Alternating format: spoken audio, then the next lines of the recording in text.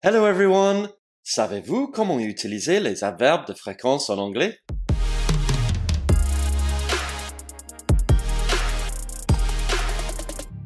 En voici quelques exemples d'adverbes de fréquence en anglais. Always, toujours. Most of the time, la plupart du temps. Usually, habituellement. Often, souvent. Frequently, fréquemment.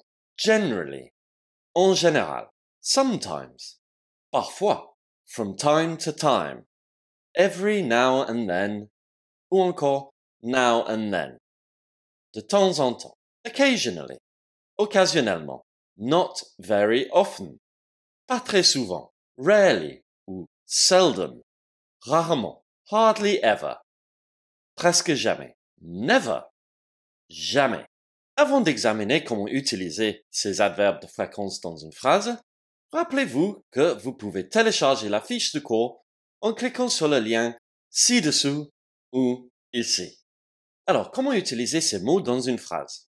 En général, les adverbes de fréquence se mettent avant le verbe principal. Par exemple, she usually drinks coffee in the morning. Elle boit habituellement du café le matin. Au present perfect, c'est aussi avant le verbe principal, donc après le premier auxiliaire. Par exemple, she has never visited England. Elle n'a jamais visité l'Angleterre. Par contre, il y a une exception, et c'est après le verbe to be. Par exemple, she is always on time.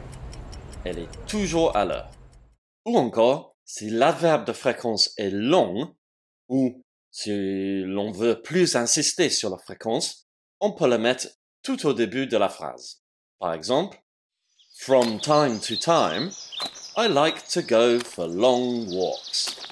De temps en temps, j'aime faire de longues promenades.